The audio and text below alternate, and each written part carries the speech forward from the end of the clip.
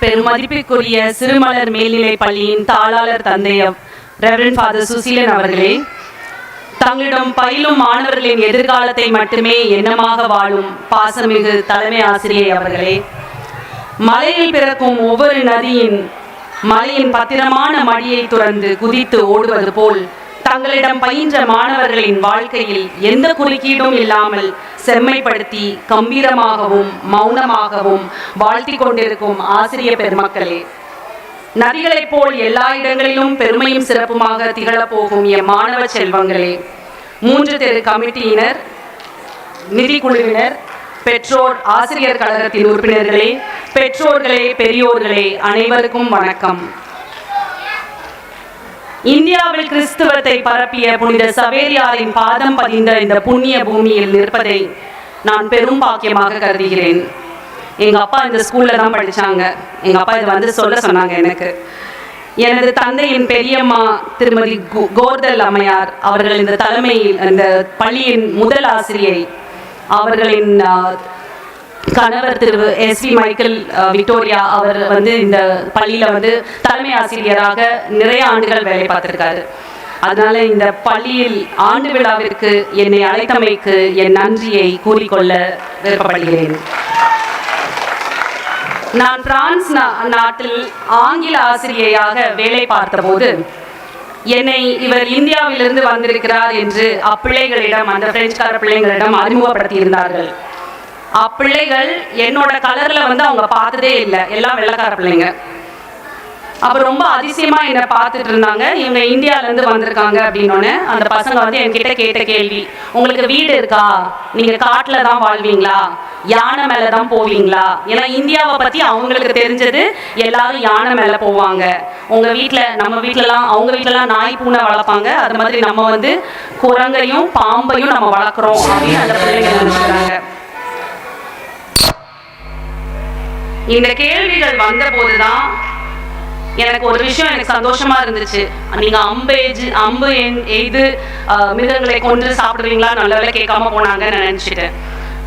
அதனால நம்ம யாரு, நம்ம பாரம்பரியம் என்ன, நம்ம வரலாறு என்ன என்பதனை நாம் அறிந்து நம்மை பற்றி மற்றவருக்கு தெரியப்படுத்திக் கொள்ள வேண்டும் என்று முனைப்பாக செயல்பட்டேன்.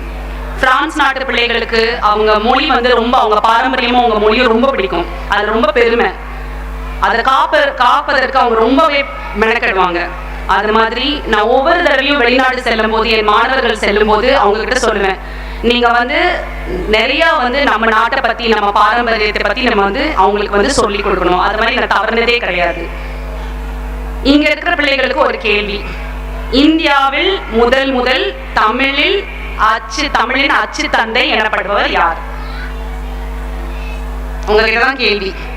முதலில் இந்தியாவில் தமிழ் பிரிண்டிங் பிரஸ், தமிழ்ல அச்சிட்டவர் யார்? அவர் பேர் தெரியுமா? தெரியாது. ஓகே. தமிழில் அவர் பேர் ஹென்ரிகஸ் அப்படின்னு ஒரு போர்ச்சுகீசிய சேசு சபை குரு. அவர் தான் இந்தியாவின் தமிழ் அச்சு தந்தை எனப்பட்டவர். அவர் எங்க வேலை பார்த்தாருன்னா, நம்ம ஊர்ல, நம்ம பெரியதாலையில அவர் வேலை பார்த்தாரு. ஸோ பெரியதாலையிலையும் புன்னக்காயிலையும் ஒரு கல்லூரி, ஒரு மருத்துவமனை நிறுவி தமிழ்ல முதல்ல அச்சிடப்பட்ட நூல் தம்பிதான் வணக்கம். அது நம்ம ஊர்ல இருந்து தான், நம்ம புன்னக்காயில் பக்கத்துல இருந்து தான் நம்மளுக்கு வெளியே வந்திருக்குது. இந்த நூலோட சிறப்பு என்னன்னா, நம்ம முத்துக்குளித்துறை மக்களுடைய பேச்சு வழக்கிலேயே வந்த முதல் நூல், தமிழ்ல முதல்ல அச்சிடப்பட்ட நூல் நம்ம முத்துக்குளித்துறை மக்களுடைய பேச்சு வழக்கிலேயே வரப்பட்டது. இந்த சாமி குருக்கள் வேலை பார்த்த நம்மளோட முத்துக்குளித்துறையில வேலை பார்த்த சாமியாருங்க, அவங்க எழுதின கடிதங்கள் ரோம்ல இருக்கிற, பிரான்ஸ்ல இருக்க ஆர்கைவ்ஸ், பாதுகாப்பகம்பாங்க, அங்க நிறைய இருக்குது.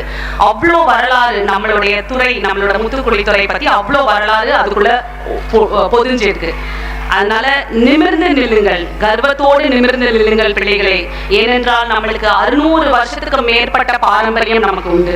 அதை நல்லா தெரிஞ்சுக்கோங்க, நிறைய வாசிங்க. எனக்கு ரொம்ப சந்தோஷமா இருந்தது உங்க தலைமை ஆசிரியரோட ஆண்டறிக்கை படிக்கும் போது. அவ்வளோ லைப்ரரி இதை வந்து அவங்க வந்து ஊக்குவிக்கிறாங்க. நிறைய வாசிங்க, நிறைய கற்றுக்கொள்ளுங்க, நிறைய தெரிஞ்சு கொள்ளுங்க நம்மளுடைய பாரம்பரியத்தை, நம்ம வரலாறை பத்தி. அப்பந்தான் நம்ம இன்னும் முன்னேற முடியும். வாய்ப்பு என்றதும் எனக்கு ஞாபகம் வருது ஒன்னே ஒண்ணுதான். ஃபர்ஸ்ட் நிலால கால் பதிச்சது யாரு நீங்க எல்லாம் சொல்லணும் எனக்கு. யாரு ஃபர்ஸ்ட் நிலால கால் பதிச்சா? Armstrong. Very good. Neil Armstrong. அவர் செலுத்திய விண்கலத்தின் பெயர் என்ன? அப்போலோ 11. இந்த நீல் ஆம்ஸ்ட்ராங் அவர் வந்து ஒரு விண்கலத்துல போனாரு இல்லையா? அவர் கூடவே இன்னொருத்தர் போனாரு. அவரை பத்தி யாருக்காவது தெரியுமா? தெரியாது. அவர் பேரு எட்வின் பஸ் ஆல்ட்ரின். அவர் தான் அந்த விண்கலத்தோட கமாண்டர். நீல் ஆம்ஸ்ட்ராங் வந்து செகண்ட் இன் கமாண்டர் தான். இப்போ என்ன ஆச்சுன்னா, இந்த பஸ் ஆல்ட்ரின் இருக்காருல்ல, அவர் வந்து ரொம்ப வருஷம், ரொம்ப கிட்டத்தட்ட ஒரு 3 ஆண்டுகள் வந்து பயிற்சி பெற்றாரு. அந்த பின்னாடி ஆக்சிஜன் சிலிண்டர் வச்சு அந்த ஃபுல் சூட் போட்டு ஸ்பேஸ்ல எப்படி நடக்கணும் அப்படின்னு அவருக்கு 3 ஆண்டுகளுக்கு மேல பயிற்சி கொடுத்தாங்க. விண்கலம் போயிடுச்சு. எந்த ஆண்டு போச்சுன்னு தெரியுமா? 1969 ஜூலை 20 விண்கலம் நிலால போய் சேர்ந்தாச்சு. உலகமே பார்த்துக்கிட்டு இருக்கு என்ன நடக்க போகுது அப்படின்னு. என்ன ஆயிடுச்சுன்னா, அவருக்கு வந்து கமாண்ட் வந்துருச்சு. ஆல்ட்ரின் அவர் தான் ஃபர்ஸ்ட் திறக்க போறாரு, ஏன்னா அவர் தான் கமாண்டர். ஆல்ட்ரின் நீங்க வந்து கோ ஹெட் அப்படின்னு சொல்றாங்க. அவர் வந்து காலை வைக்கிறதுக்கு முன்னாடி, கதவு திறந்துச்சு, காலை வைக்கிறதுக்கு முன்னாடி ஒரே ஒரு நிமிஷம் யோசிச்சுட்டாரு. இது எப்படி இருக்கும், இது நம்மளுக்கு ஏத்துக்குமா, நம்ம வந்து என்ன ஆகும் அப்படின்னு அந்த ஒரு நிமிஷம் அவர் யோசிச்சது. அடுத்த உடனே கால் வருது, நீல் கோ ஹெட் அப்படின்னு. உடனே நீல் ஆம்ஸ்ட்ராங் யோசிக்காம காலை வச்சார். அதனால எல்லாருக்கும் தெரியும், உலகத்திலேயே ஃபர்ஸ்ட் நிலால கால் பதிச்சவர் யாரு? Neil Armstrong. ஸோ வரலாறுல அவர் இடம் பெற்றாரு. அந்த ஒரு நிமிஷம் இவர் பஸ் ஆல்ட்ரின் யோசிச்சனால அவருக்கு அந்த வாய்ப்பு நழுவி போயிடுச்சு. ஸோ ஹிஸ்டரியில பேர் பெற்றது வந்து நீல் ஆம்ஸ்ட்ராங். அதனால பிள்ளைகளே, உங்களுக்கு நான் சொல்ல வேண்டியது ஒண்ணுதான். ஆப்பர்ச்சுனிட்டி ஒரே ஒரு வாட்டி வரும். அந்த ஆப்பர்ச்சுனிட்டியை நம்ம நல்லா யூஸ் பண்ணிக்கிறோம். அப்துல் கலாம் சொல்லுவாரு, ஆப்பர்ச்சுனிட்டி உள்ள அது வந்து எஸ்டர்டே, நேற்று, அதுல வந்து இல்லவே இல்லை. டுடே அதுல வந்து ஒரு தடவை இருக்குது. ஆனா டுமாரோ, நாளை, அதுல வந்து 3 தடவை இருக்குது. அதனால அந்த வர ஆப்பர்ச்சுனிட்டியை நம்ம நல்லா கொடுக்கும் போது பயன்படுத்திக்கிட்டு அதுல இருந்து நம்ம என்ன ஆக போறோம்ன்றத நாம தான் முடிவு செய்யணும். ஸோ ஒவ்வொரு மாணவரிடம் நான் 3 குணங்களை நான் சொல்ல விரும்புகிறேன். காகம் போல முயற்சி செய்ய வேண்டும். உங்க எல்லாருக்குமே அந்த காக்கா கதை தெரியும்ல. காக்கா என்ன பண்ணுன்னு படிச்சிருக்கோம் சின்ன வயசுல. காக்கா என்ன படிச்சிருக்கோம், என்ன பண்ணுன்னு படிச்சோம். ஜாடிக்குள்ள என்ன பண்ணும் காக்கா? கல்ல போடும். Very good. கல்ல போடும். அந்த காகத்தோட அந்த விடாமுயற்சி, அந்த கடின உழைப்பு, அந்த பொறுமை, இதை படிக்கின்ற ஒவ்வொரு மாணவரும் அவசியம் நீங்க வச்சுக்கணும். அடுத்த கொள்கை வந்து நம்ம கொக்கு பார்த்திருக்கீங்களா? நிச்சயமா பார்த்திருப்பீங்க. கொக்கு போல கவனமா இருக்கணும். கொக்கு என்ன பண்ணும் சொல்லுங்க? கண்ணை மூடிட்டு ஒத்த கால்ல அப்படியே நிற்கும். கவனமா பார்த்துக்கிட்டே நிற்கும். எங்க சின்ன மீனெல்லாம் விட்டுரும், பெரிய மீனை மட்டும் போய் பிடிக்கும். அந்த மாதிரி எல்லா சின்ன பிரச்சனைகள்லாம் விட்டுட்டு கவனத்தோட படிங்க. என்ன படிக்கிறோமோ அதை நல்லா கிரகிச்சு கொள்ளுங்க. அடுத்தது வந்து நாயை மாதிரி ரொம்ப அலர்ட்டா இருக்கணும். இந்த இடத்துல எவ்வளோ நாய் இருக்குது. தூங்குற நாயை பார்த்துருக்கீங்களா? ஒரு சின்ன சத்தம் நல்லா தூங்கிட்டு இருக்க மாதிரி இருக்கும், கண்ணெல்லாம் மூடி இருக்கும். ஆனா சின்ன சத்தத்துக்கும் டக்குன்னு அலர்ட் ஆயிடும். அந்த மாதிரி ரொம்ப அலர்ட்டா படிக்கணும். இப்ப நிறைய பிள்ளைங்க பார்த்தேன், நிறைய பிரைஸ் வாங்கினாங்க. ரொம்ப மகிழ்ச்சியா இருந்துச்சு, ரொம்ப சந்தோஷமா இருந்தது.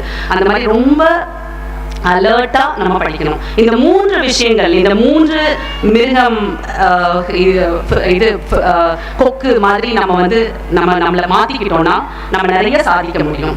ஏன்னா கண்ணுக்கு கூட மூடி இருக்குது, ஆனா நம்ம செவிக்கு மூடியே கிடையாது.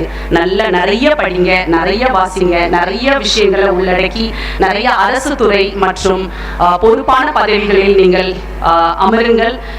நமது ஊருக்கு தொண்டாற்றுங்கள் என்று கூறி, வாய்ப்புக்காக காத்திருக்காதே, உனது வாய்ப்பை நீயே ஏற்படுத்திக்கொள் என்று ஐயா அப்துல் கலாம் அவர்களின் பொன்மொழியோடு முடித்துக் கொள்கிறேன். நன்றி, வணக்கம்.